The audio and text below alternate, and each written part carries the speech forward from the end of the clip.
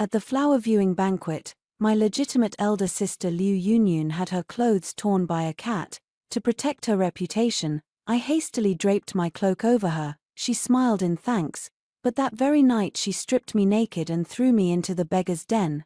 Busybody, who told you to give me your clothes? If it weren't for you, I would have become the crown princess right away. Since you're so kind, use your body to warm these poor beggars. Only then did I realize my elder sister had deliberately revealed herself, only to win the pity of the passing crown prince. When I opened my eyes again, I was back on the day my sister's clothes had been torn by the wildcat. I no longer kindly covered her, nor did I push away the noble girl who had purposely stepped on her skirt. If she doesn't want to wear clothes, then she shall wear none at all. The sting of fingernails digging into my palms pulled me awake from the boundless darkness. I snapped my eyes open to the nauseatingly familiar sound of strings and flutes in my ears, and the sweet, cloying scent of 100 flowers blooming in the imperial garden lingering at my nose. In front of me, a pure white Persian cat was arching its back, issuing a threatening purr from its throat. My legitimate elder sister Liu Yunyun, with her affected, delicate voice, shrieked dramatically, "Ah, my dress!" I saw the cat's sharp claws tear open her expensive cloud brocade skirt, and I also caught the fleeting look of triumph on Miss Jew's lips. The daughter of the Minister of Personnel standing behind her, she had deliberately stuck out her foot to trip the frightened cat. Everything was exactly the same as in my previous life. I instinctively reached for my shoulder, as if the cloak that was about to be taken from me, the one that had covered Liu Yunyun's shame, was still there. But my fingertips met cool skin. I looked down at the aqua silk skirt I was wearing and at my slender, unmarked hands. There were no bloodstains from the pebbles in the beggar's den, no bruises left by those filthy hands. I'm back on the day that changed the course of my life. My heart pounds fiercely, not from fright but from an emotion seeping from my bones, a mixture of rapture and hatred. It was here in my previous life that I watched Liu Yunyang disheveled. Almost instinctively I rushed forward, took off my cloak and wrapped her tightly. I thought I had saved her honor and preserved the Xianfu family's reputation. She held my hand, eyes brimming with tears, thanking me. "Oshu, it's all thanks to you. You really are my good sister." I believed her. That night my door was quietly opened.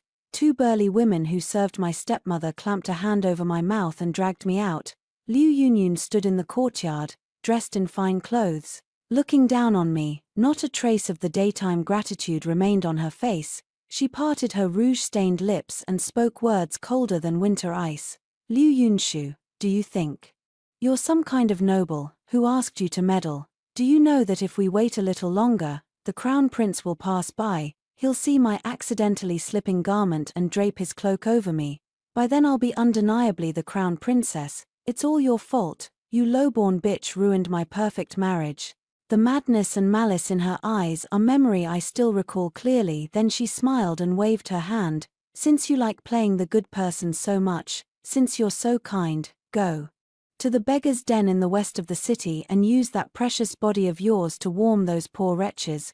What followed was a nightmare worse than death, the humiliation of my clothes being torn, the pain of my body trampled, the despair of my dignity being crushed. I was tormented to death amid filth and stench. As my soul drifted away, I saw the crown prince's carriage pass by. The eunuch beside him spat in the direction of the beggar's den.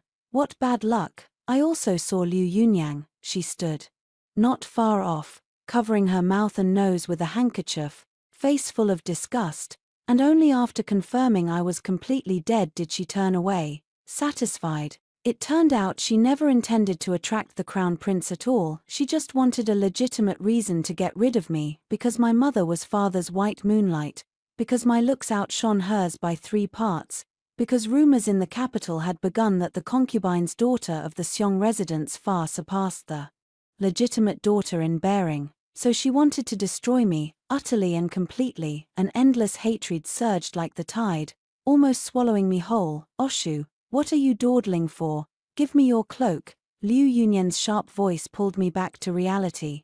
With one hand she clutched the tear at her chest and with the other reached toward me, her face full of commanding entitlement. The other noble women had already gathered around, Pointing and whispering, I looked at her beautiful face and slowly pulled a smile. In my past life, I was deceived by that pitiful act of hers. This life, I won't be. Not only did I not move closer, I stepped back instead, creating distance between us. Distance. I spoke in an innocent, puzzled tone, my voice not loud but enough for those around to hear. Sister, what's wrong? Your dress is torn. Why don't you quickly hold it closed with your hand? Standing here in the wind, aren't you cold? Chapter 2. The plan exposed. As soon as I finished speaking, the whole place fell silent. Everyone's eyes shifted from Liu Yunyan's torn clothes to my face. Liu Yunyan's expression froze.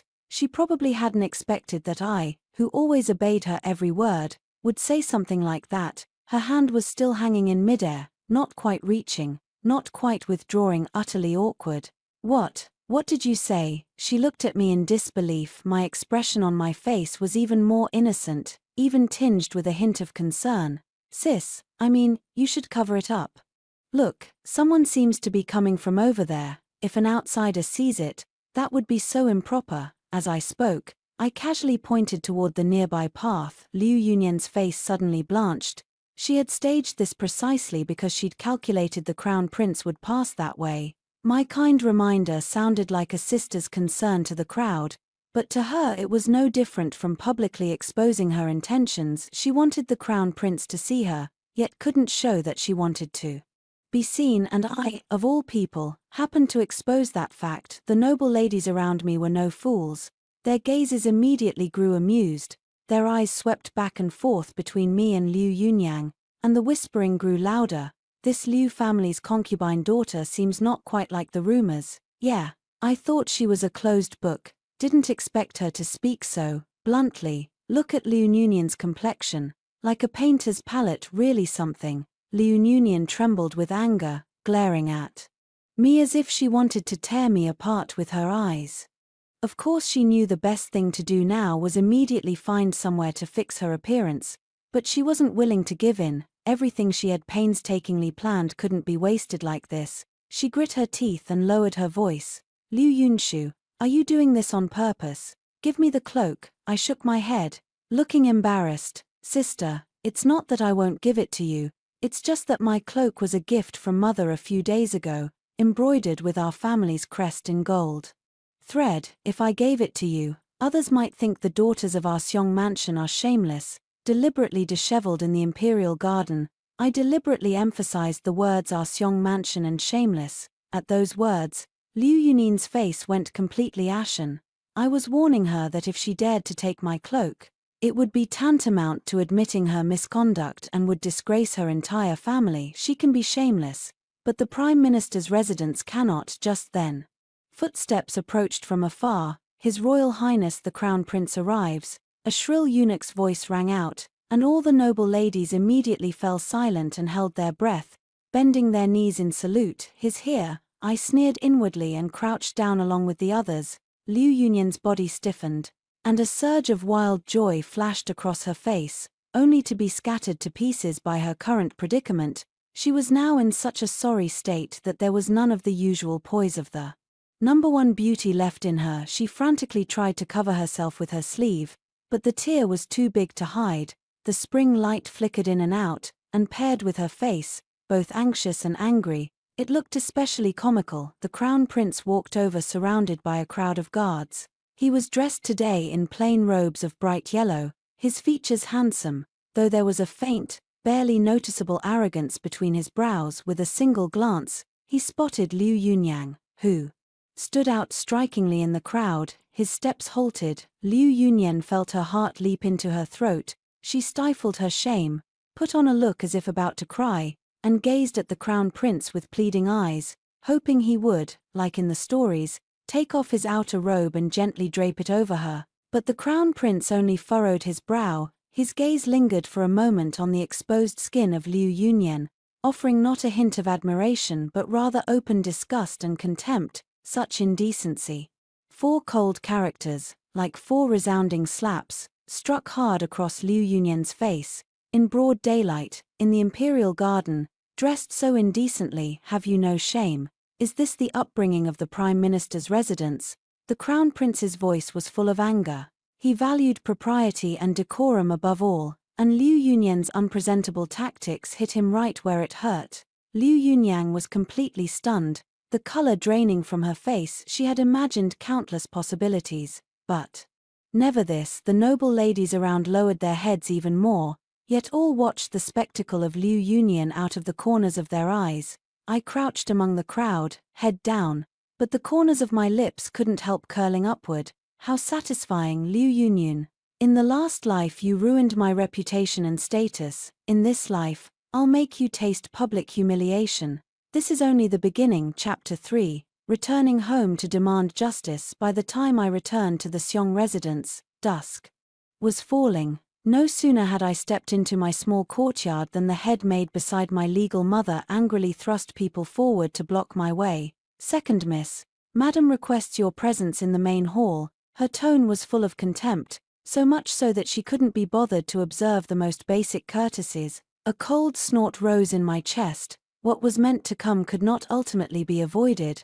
I walked into the main hall unhurriedly. No sooner had I stepped through the door than a teacup skimmed past my cheek and smashed to pieces on the floor with a crack. You reckless bitch, how dare you return? My legal mother, Lady Li, sat in the main seat, her well-maintained face twisted with rage. Liu Yunyuan knelt at her feet, crying with tear-streaked cheeks, her shoulders heaving, looking pitiably delicate. My father, the Chancellor Liu Zhengde, sat beside them with a sullen face, saying nothing, but his eyes were full of disappointment and reproach as they looked at me. What? A picture of a loving mother and dutiful daughter, and a stern father demanding an explanation. I walked calmly to the center of the hall, knelt before them, as if I had not seen the shattered pieces on the floor or the anger on their faces. Your daughter pays respect to father and mother. Don't call me mother. I don't have such a malicious daughter, Lady Li shouted sharply. Yunyang suffered such a huge grievance outside, and you, as her younger sister, watched it happen not only without helping but even pouring salt in the wound. What is your heart made of? Is it black? Liu Yunyang also lifted her head, tears brimming in her eyes as she looked at me. A shoe. I know you usually have some little complaints about me, but we're blood sisters. How could you just stand by and watch me be humiliated in front of so many people?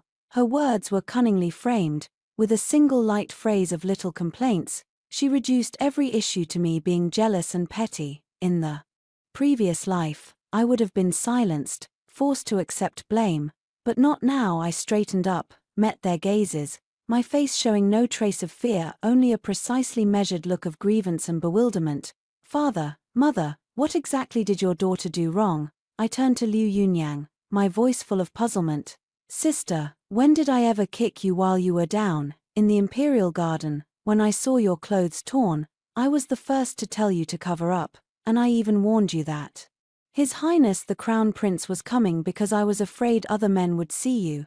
Isn't that concern? Liu Yunyang was left momentarily speechless by my question. Every noblewoman present had heard what I said. If she dared to deny it, by tomorrow the whole capital would be saying that Miss Liu not only behaved improperly but repaid kindness with ingratitude. Seeing this, Lady Li immediately jumped in. Smooth words and false appearances. If you truly cared about her, why didn't you take off your cloak and give it to her? Instead you spout those cold-hearted remarks. Mother, you wrong me. I lowered my eyelids, assuming a tearful expression, imitating Liu Yunyan's posture and playing the part of a wronged concubine-born daughter to perfection. Daughter also wanted to give the cloak to my sister, but daughter didn't dare. I glanced timidly at father, my voice trembling. The cloak was awarded to daughter by father, and it's embroidered with the Xiong residence's insignia. Daughter is of low standing and has no voice. If I drape a cloak bearing the family crest over someone whose clothes are disheveled, how would outsiders talk about the Xiong residence? They would say the Xiong family has no upbringing, that the daughters are all loose and shameless. Daughter can bear some grievance, but the Xiong residence's reputation and father's face are more important than anything. I framed my words as sincere and heartfelt and righteous and awe-inspiring, elevating my actions to the level of defending the family's honor. As expected, Liu Zhengde's expression changed. He was a man who cared greatly about his reputation and dignity. Earlier today in the palace, the Crown Prince's remark about the upbringing of the Prime Minister's household had already cost him face. Hearing me speak like this now, his gaze toward Liu Yunyun immediately took on scrutiny and displeasure. Yes, compared with a daughter's chastity, the household's good name was obviously more important. I had done nothing wrong. The one at fault was Liu Yunyun. It was her own impropriety that brought on this trouble. Madame Li's lips trembled with anger. She had not expected me to become so sharp-tongued. You are being perverse and unreasonable, mother, I interrupted her, my gaze burning on her. Your daughter still has one unclear matter and would like to ask mother and sister about it. Sister's cloud brocade skirt was a top-quality tribute, incredibly durable. How could a small Persian cat easily tear it? And the rip is so neat, as if it had been pre-cut with scissors. Also, sister insists it was an accident. But why did it happen precisely when His Highness the Crown Prince was about to pass by? Why, among so many noble girls nearby, sister refused to ask any of them and insisted on asking me, who was farthest away? With each question I asked, the faces of Liu Yunyun and Lady Li grew paler. These questions are ones they simply can't answer because that's the truth. They had already tampered with that dress long ago. They calculated my temperament, predicted that I would rush in to salvage the situation, and even predicted that the Crown Prince would pass by. It was a vicious two-birds-with-one-stone scheme to pave the way for Liu Yunyang while saddling me with the infamy of envying my elder sister and refusing to save a life. It's just a pity that, having lived a second life, I refused to fall into their trap again. In the main hall, it was deathly silent. Liu Zhengde's gaze swept over Liu Yunyan's deathly pale face, then shifted to the guilty Lisha. What was there left he didn't understand. His chest heaved violently, and he slammed the table. Enough, pointing at Liu Yunyang, he roared, shameless wretch, get back to your quarters at once, without my permission. You are not to take a single step outside your room. Liu Yunyang was struck as if by lightning and begged through tears. Father, it's not like that. Please listen to my explanation. Get out. Liu Zhengde ignored her completely, summoned his servants, and had the wailing Liu Yunyang dragged away. Then he shot Lisha a cold glance. A doting mother produces spoiled daughters. You should reflect on yourself too. Having said that, he swept his sleeve and left, leaving Lisha standing alone where she was. Her face flushing pale and dark in turns, she stared at me with venomous hatred, her eyes as if they would tear me apart alive. I simply looked back calmly and then slightly curled my lips. Stepmother. Sister, don't rush, our accounts have only just begun. Chapter 4. A new peace. The news of Liu Yunyan being put under house arrest spread through the capital like it had grown wings the next day. Everyone said the eldest miss of the minister's residence had behaved inappropriately in the imperial garden, angered the crown prince, lost the emperor's favor, and been abandoned by Lord Xiong. I listened to the maids' gossip as I leisurely pruned the orchids on the windowsill. In my previous life, the one who was placed under house arrest was me. They locked me in the woodshed, gave me only sour, spoiled food, and left me to fend for myself, all to craft the frail, sickened by her sister image for Liu Yunyang. Fortune's turn. This year it's her family's turn. I know that with Liu Yunyang and Lady Li's temperaments, they would never let the matter rest. House arrest will only make their hatred grow more frenzied. It was my stepmother Lady Li and her most trusted maid Zhong Momo. I wrapped myself in an outer cloak and hid in the shadows behind the window, listening to their conversation as if it were spoken into my ear. Madam, the eldest miss is nearly beside herself. The Lantern Festival is right upon us, and she says she must go out no matter what. She believes this is her best chance to win back His Highness the Crown Prince. Go out. Her father has given a deathly order. Who would dare let her out? Madame Li's voice was full of irritation. Madam, the eldest miss has thought of a plan. She says that if something happens to second miss, Master Xiong will be thrown into confusion and won't be able to pay attention to her. By then we can bribe the female guard and slip out, cause that little bitch to have an incident. Madame Li's tone instantly turned vicious. What does she intend to do? Nanny Zhong lowered her voice and leaned toward Madame Li's ear. The eldest miss says there's a white jade guanine from the previous dynasty in the storehouse, the one the palace bestowed. We'll steal it out, quietly place it in second Mrs. room, and then claim the household was robbed and report it to the authorities for a search. If tribute is found in that wretch's room, it'll be the grave crime of stealing items bestowed by the imperial household. By then, forget about saving her with the Xiangye. Even the heavenly king himself won't be able to protect her. We'll take that dirty water from the imperial garden and splash it on her. 2. Say she was jealous of the eldest miss and set all this up. Good, brilliant plan. Madame Li's voice carried excitement.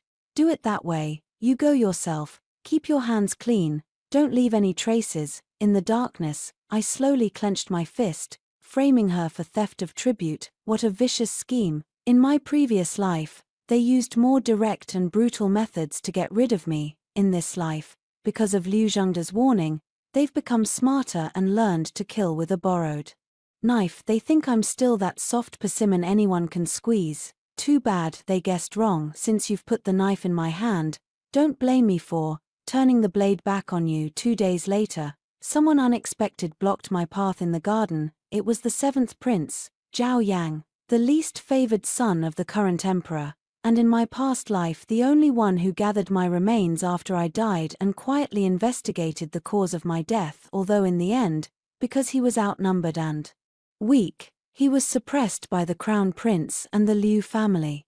Once subdued, it was left at that, but I have always kept this favor in my heart. At this moment, he wore a green robe washed pale, his frame thin, his features handsome, yet a lingering gloom never left his brow and eyes. He looked at me, his gaze clear and profound. Second Miss Liu, he spoke, his voice as crisp as a spring striking stone. The Lantern Festival is approaching. The capital is a place of mixed crowds. Be careful in all things. A faint stir rose in my heart. His words clearly carried a hidden meaning. He was the same in my previous life. He seemed far removed from courtly strife, yet in truth saw everything as if through firelit glass. He is reminding me. I knelt and saluted. Thank you for the reminder, 7th Prince. Yun Shu will remember it. He nodded, said no more, and turned to leave. Watching his desolate back, I suddenly understood that in this life, I am not alone. Perhaps I can have an ally who is also seen as a thorn in the side by the crown prince. And Liu Yunyang. Chapter 5.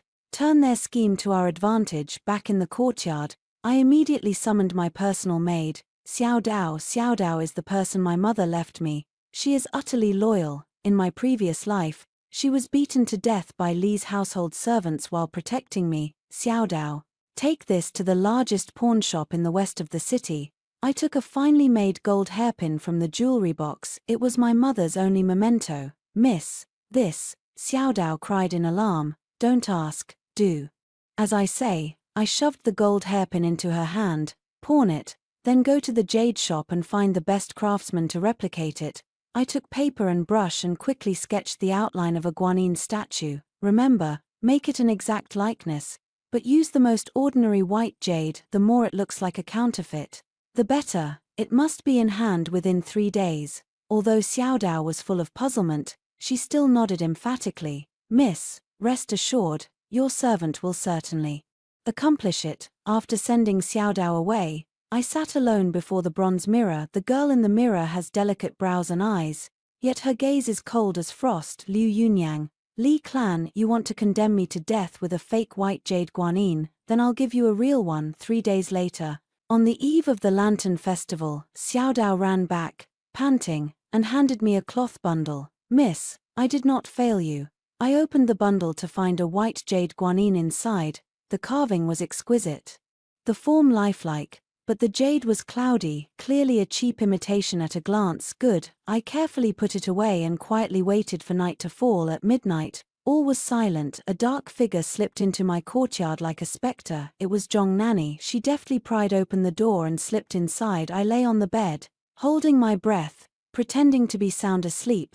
Nanny Zhong rummaged around the room and finally stuffed a heavy brocade box into the bottom layer of the wardrobe. After finishing all this, she slipped out without a sound. As soon as she left, I got up at once and took the brocade box out of the wardrobe. Opening it, I saw that inside was indeed a translucent, radiant white jade Guanyin, exactly the imperial tribute from the storeroom. I let out a cold laugh, took out the real Guanyin statue, then placed the replica Xiao Dao had prepared into the brocade box and put it back into the wardrobe exactly as it was. After finishing all this, I took the real Guanyin statue and quietly slipped out of the courtyard. Liu Yunyan's courtyard was tightly guarded by men stationed there by Liu Zhengde, but Madame Li had long since used money to bribe two of the old servant women.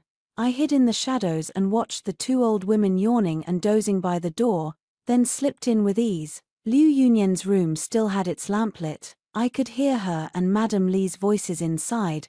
Their excited conversation kept deliberately low. "Daughter, is everything taken care of? Don't worry. Granny Zhong put it in herself, it can't fail. Early tomorrow I'll have your father report it to the authorities, then let's see how that little bitch dies." "Wonderful. Once she dies, father will surely pity me. I'll beg for mercy then, and I'll be able to go out for the Lantern Festival." I listened to their vicious plot. My heart unmoved, I quietly slipped to the window beneath Liu Yunyan's room. Her window was opened a crack for air. I saw a sachet she was embroidering on the dressing table. It was intended as a gift for the Crown Prince. I took a deep breath and, through the narrow gap, carefully slipped the white jade guanyin in my hand inside. It landed right beside the unfinished sachet in the moonlight.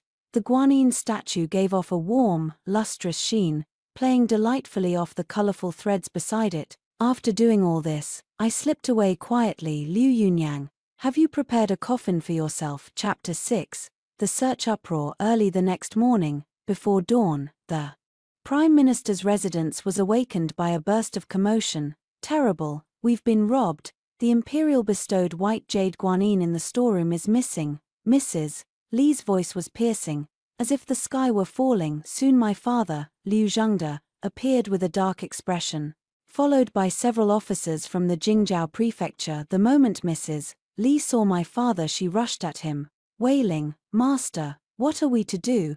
That was an imperial gift. If we can't find it, our whole family will lose our heads." Liu Zhengde's face went ashen. He cupped his hands toward the head constable. "Captain Wang, thank you for your trouble." Captain Wang's expression was grave.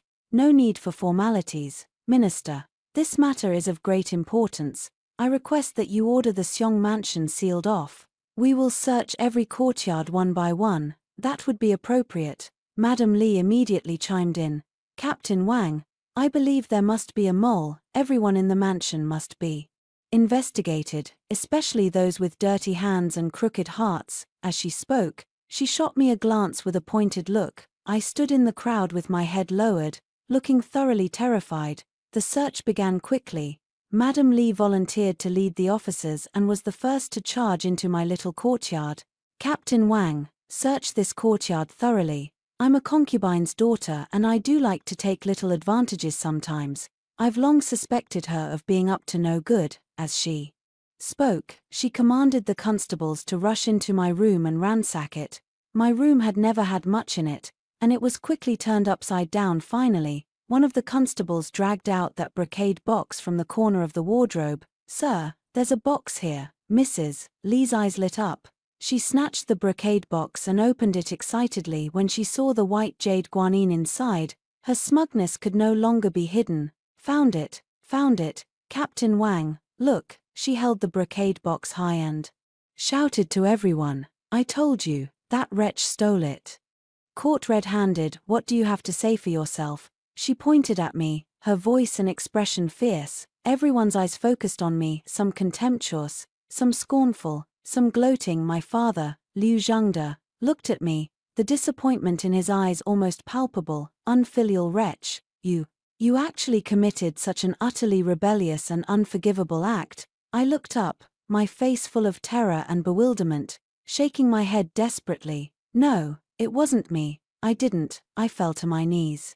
With a thud, crawled to Liu Zhengde's feet, clinging to his leg and crying out, "Father, your daughter is innocent. I didn't steal anything. With the stolen goods found on you, and you still dare to deny it." Madame Li sneered. Captain Wang stepped forward, took the guanyin statue from the brocade box, examined it carefully for a moment, and then frowned. He weighed it in his hand and held it up to the light. The expression on his face grew rather odd. "Your Excellency, Madam," he cleared his throat, "this guanyin statue seems a bit off. Lady Li felt her heart skip a beat. What do you mean, off, this? Constable Wang hesitated a little. The imperial bestowed white jade guanine is made of fine Hutian warm jade, mellow and translucent. But this one, the jade is murky, it's lighter in weight. It seems like a counterfeit commonly found on the streets. What? Madame Li screamed, snatching the guanine statue and turning it over to examine it. The more she looked, the colder her heart grew. This isn't the one from the storeroom at all. How could this be? I looked at her in her distraught state, sneering inwardly, but on my face I conveniently wore an expression of sudden understanding. I sobbed as I spoke, sounding wronged. Father, your daughter remembers. This statue of guanine is something your daughter bought a few days ago at the temple fair. I thought it was beautifully carved, and I wanted to pray for blessings for father and mother, so I spent 500 when to buy it. Your daughter had no idea this was some kind of imperial gift. 500 when. Lady Li nearly lost her breath and fainted. The imperial tribute is worth a fortune. There's no way it's only 500 when. You're lying. She pointed at me. You clearly stole the real one and brought a fake to replace it. Why is mother so certain it was me who stole it? I lifted my tear-filled eyes and asked in puzzlement. There are so many people in the mansion, why does mother insist that her daughter is the thief? Could it be? Mother already knew they'd find the item in her daughter's room. My words were like a needle, stabbing hard into the hearts of Lisha and Liu Zhengde. Yes, everything was just too coincidental. Lisha insisted it was me and, without a single mistake, led the constables straight to my room. Liu Zhengde wasn't a fool. Seeing the panic in Lisha's eyes, his expression instantly darkened. Just then, as if something else occurred to me, I timidly added a sentence, and also a few days ago, your daughter seems to have seen a very beautiful jade guanine in elder sister's room. Compared to mine, it's 10,000 times prettier, its luster is crystal clear, and it even glows under candlelight. As soon as I said this, the whole room fell silent. Madame Li's face turned as pale as paper in an instant. Chapter 7 Conclusive Evidence of Guilt. Search. Liu Zhengde almost forced the word out through clenched teeth. His gaze scraped across Madame Li's face like a knife. Madame Li went weak all over and nearly collapsed to the ground, but was caught and supported by Mammy Zhong behind her. Captain Wang was a clever man too. He immediately understood Liu Zhengde's meaning and gave a signal to his men. Go to the young Mrs. courtyard and search carefully. A troop of officers and constables surged toward Liu Yunyan's courtyard. Liu Yunyang still didn't know what was happening outside. She was sitting at her dressing table, carefully putting on makeup, planning that after I was taken away she would go plead with Liu Zhengde so that she could go out on the night of the Lantern Festival. When the constables burst in, she was still screaming and scolding. Who are you? How dare you barge into this young lady's boudoir? By order of the Prime Minister, we are searching for the stolen tribute, Captain Wang said coldly as he waved his hand, and his men immediately began turning the place upside down. You've rebelled, Liu Yunyan cried in a panic as she tried to stop them, but two constables seized her on either side and she couldn't move. Madame Li came running in as well, her face ashen, shouting, "Stop, all of you stop.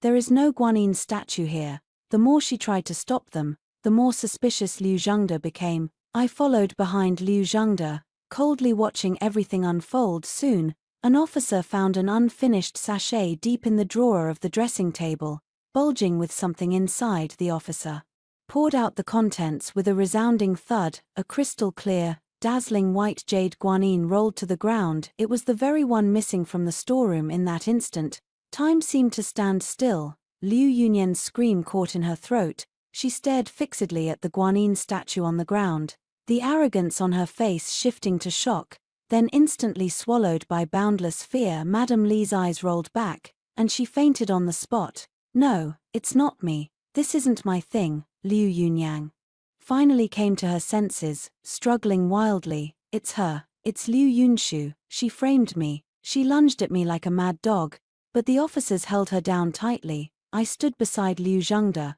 putting on a timely expression of shock and hurt, stepping back slightly as if frightened by her. Liu Zhengde looked at the guanine statue on the ground, then at the seemingly crazed Liu Yunyang, his whole body trembling with anger. His face flushed the color of pig liver.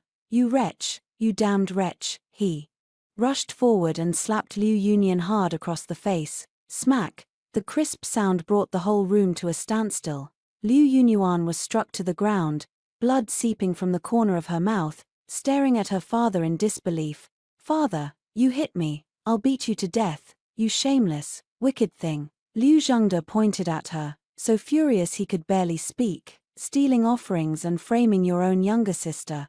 How could I, Liu Zhengde, have given birth to a daughter like you?" At this point, what else could be unclear? This is clearly a malicious plot concocted and staged by the Lis and Liu Yunyuan to frame and incriminate me. They simply didn't expect that in trying to steal the chicken they'd end up losing the sack of rice instead. Captain Wang stepped forward, picked up the Guanyin statue from the ground, and bowed to Liu Zhengde. "Your Excellency, now that the person and the stolen goods have both been secured, according to the law, this, stealing an item bestowed by the imperial household, is a capital offense."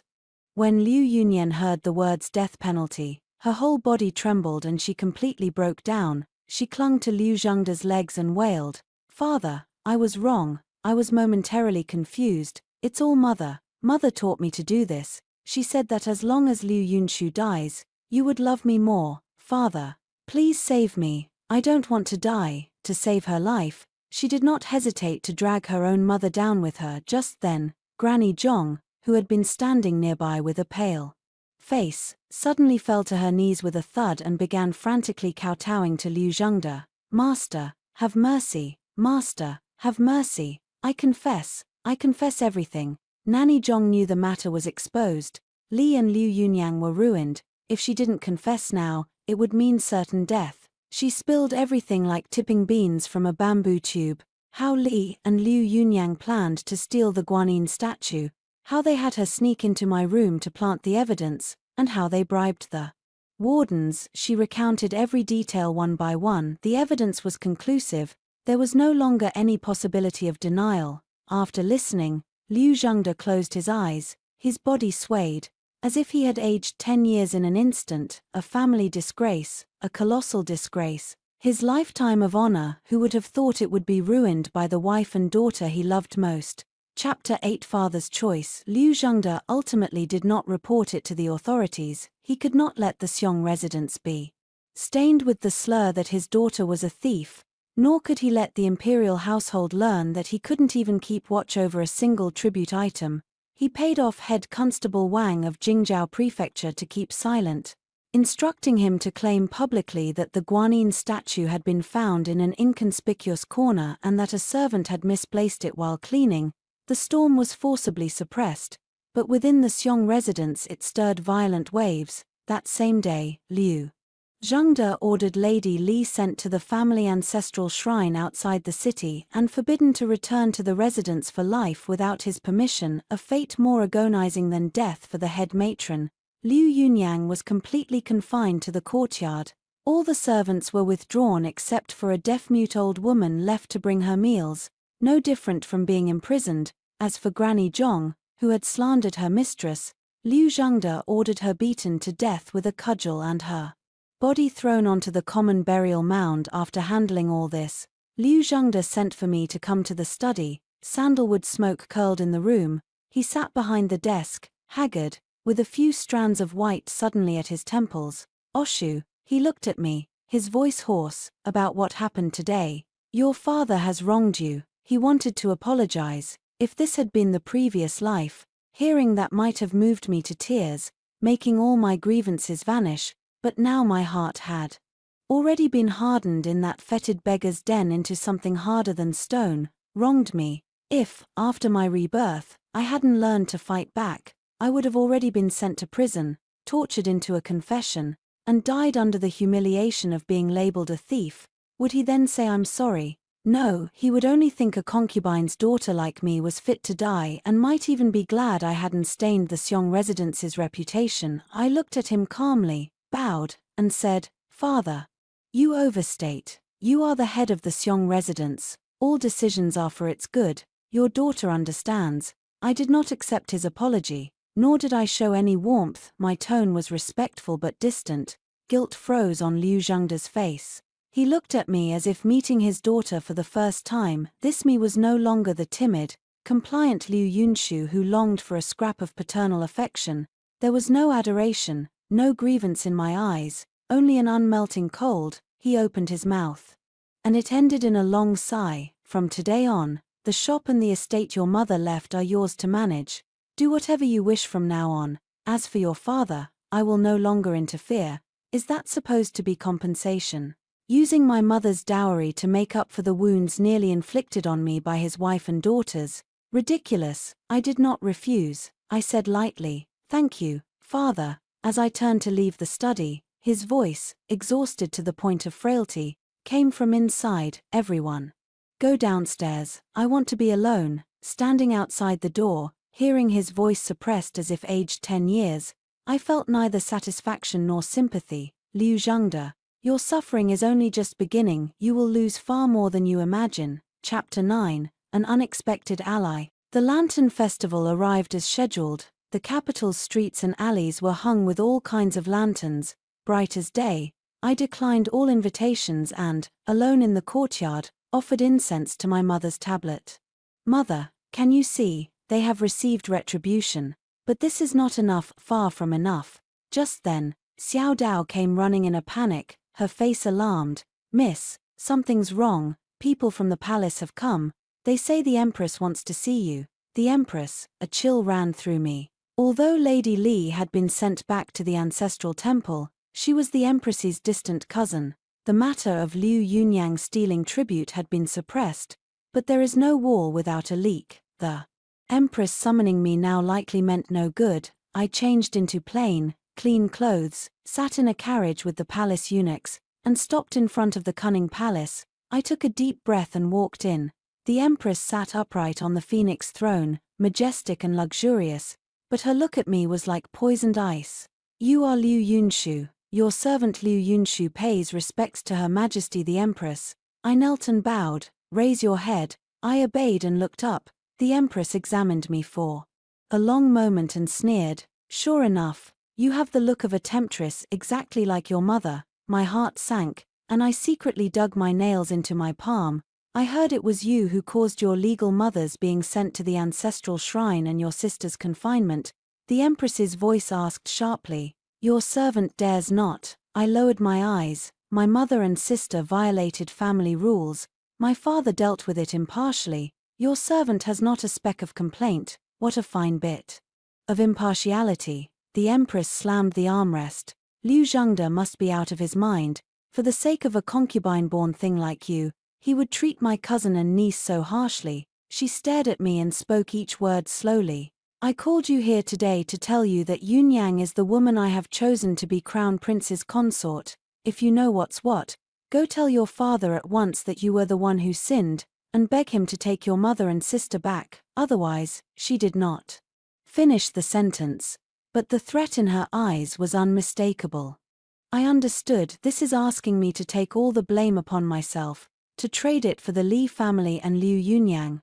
Not only do they want me dead, they want me to scrub them clean before I die. What a fine plan they've devised. I kneel on the cold golden bricks, my whole body's blood seeming to congeal. Just as I was about to speak up in reply, a clear voice came from outside the hall. "Mother, what are you doing? The Emperor values the law above all. You so openly meddle in a minister's family affairs. Are you not afraid that if the Emperor learns of this he will punish you?" I whipped around and saw 7th Prince Zhaoyang enter. He still wore that simple cyan robe, but the usual gloom had disappeared from his face. His eyes shone startlingly, bearing a certain imperial gravity. The Empress's expression changed when she saw him. "7th, what are you doing here?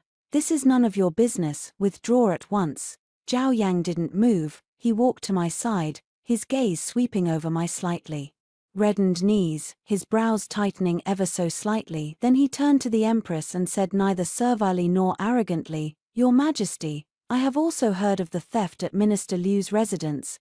This matter stems from Miss Liu's corrupt heart." "What does it have to do with second Miss Liu?" "Minister Liu's handling is not inappropriate. If you take out your anger on second Miss Liu because of this, Won't people say you cannot distinguish right from wrong and that you bully the weak, you? The empress was silenced by his retort, her face whitening with fury. Moreover, Zhao Yang shifted his tone, a touch of coldness in his voice. The crown prince's consort concerns the foundation of the state. This is no trivial matter. Miss Liu's moral failings make her long unsuitable. Mother, you should quickly choose a proper bride for the crown prince. These words were like thrusting another knife into the empress's heart. The empress glared fiercely at Zhao Yang, then looked at me, and finally waved her hand in despair. Enough, enough, all of you. Get out of my palace. Your subject daughter takes her leave. Your son subject takes his leave. I followed Zhao Yang as we left the cunning palace. When we reached the palace gate, the bright moonlight poured over us. I stopped and bowed deeply to him. Thank you, seventh prince, for saving me today. He helped me to my feet and shook his head. I wasn't helping you, he said, looking into my eyes. Seriously, I was only helping someone worth helping. His gaze was clear and forthright, as if it could see through all my disguises and reach my heart, which had long been riddled with wounds. My heart inexplicably skipped a beat. Chapter 10. The last frenzy. After returning from the palace, I fell gravely ill, not only because I had knelt in the cunning palace for too long, but also because I was exhausted in body and mind. I lay in bed, repeatedly replaying Zhao Yang's words, someone worth helping. In my previous life, I was as humble as dust. No one ever said such words to me in this life. My heart full of hatred and my hands stained with schemes, yet there was someone who saw the struggle beneath my disguise. This feeling is unfamiliar, yet also very warm. While I was convalescing, a major incident occurred in the manor. Liu Yunyang went mad. Locked in the small courtyard, she screamed and cursed day and night, smashing everything in the room that could be smashed. She refused to eat or drink, wasting away rapidly. Gaunt as a withered branch, Liu Zhengde went to see her several times. Each time she scratched and bit him and screamed at him like a madwoman. You're not my father, you're a biased bastard. You ruined my life for that bitch. Even as a ghost I won't let you off. Liu Zhengde was exhausted and utterly disappointed in her, and from then on never set foot in that courtyard again. I listened to Xiaotao's report with no ripple of emotion in my heart. Crazy? No, she wasn't crazy, she just couldn't accept the reality of falling from the clouds into the mud. All her pride, all her capital, were built on her status as the legitimate daughter and on Liu Zhengde's favor. When all of that disappeared, she fell apart as well. After I recovered, the first thing I did was go see the deaf and mute woman who brought meals. I gave her a heavy pouch of silver, then leaned close to her ear and whispered a few words in a voice only the two of us could hear. A trace of greed and comprehension flashed in the old woman's cloudy eyes, and she nodded at me heavily. A few days later, in the dead of night, to the west of the residence, suddenly flames shot into the sky. Water, water, the young Mrs. Courtyard is on fire. The servants' cries cut through the silent night. I threw on a coat and stood in the yard, watching from afar. The sky turned crimson, a cold smile curling at my lips. Liu Yunyuan, this is your last chance. Either die in the sea of fire and end it all, or seize the chaos to flee and face your true hell. The fire spread swiftly and soon devoured the entire small compound. The house guards grabbed buckets and descended into chaos. At that moment, a disheveled, ragged figure used the dog hole in the yard to crawl out amid the confusion and stumbled toward the gate. It was Liu Yunyuan. No one noticed her. Everyone's attention was on the blaze, except mine. I watched her silhouette vanish into the night and turned back to my room. On the table lay a piece of paper with the location of the capital's largest human trafficking gang and the date they planned to send a batch of goods south. I had paid Little Peach a large sum for that information. I picked up the paper, carried it to the candle, and watched it burn to ash. Liu Yunyuan, did you think you had escaped? No. You have merely leapt from one cage into an even more terrible abyss. Don't you like sending people to filthy places? Then I'll make sure you experience it properly. Chapter 11. Dust settles. The great fire was put out. Liu Yunyan's courtyard became a wasteland. People found a charred, unrecognizable corpse in the ruins. Everyone assumed Liu Yunyang had perished in the flames. When Liu Zhengde heard the news, he stood before the ruins for a long time and finally said nothing. only having the charred body buried in a thin coffin in a corner of the Liu family ancestral tomb. He didn't even erect a tablet for her. The Prime Minister's eldest daughter, Liu Yunyang, thus disappeared completely from the capital. Mrs. Li, upon learning of her daughter's death at the family shrine, fell gravely ill and aged overnight. From then on she lived a life of solitary incense and scriptures, no longer meddling in worldly affairs. The Great Fire burned away all of Liu Yunyan's sins, and it also burned away the last trace of paternal affection in Liu Zhengde. The Prime Minister's mansion seemed to return to its former calm, but everyone knew some things had changed. I formally took over all the businesses my mother left behind, dismissed the spies Li had placed, and installed my own people. I began learning to read the ledgers, to run the shops and estates. I became very busy, so busy I had no time to think about those hatreds. Occasionally, Zhao Yang would come to the mansion on one pretext or another to see me. He never mentioned those unpleasant matters.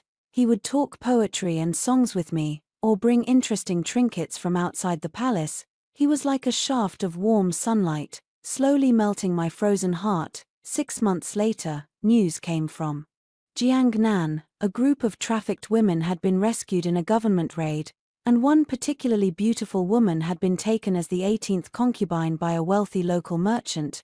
It was said she was fierce and would rather die than submit.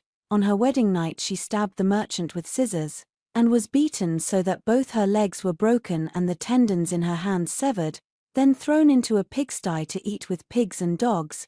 Later she contracted venereal disease, her body rotted and her beauty was ruined. The merchant, disgusted, dumped her on a mass burial mound. When wild dogs tore her apart, she had one last breath left and, facing the direction of the capital, let out a piercing cry of 2 words, a shoe. When the news reached my ears, I was looking over the accounts. The hand holding the pen paused, then resumed checking the numbers as if nothing had happened.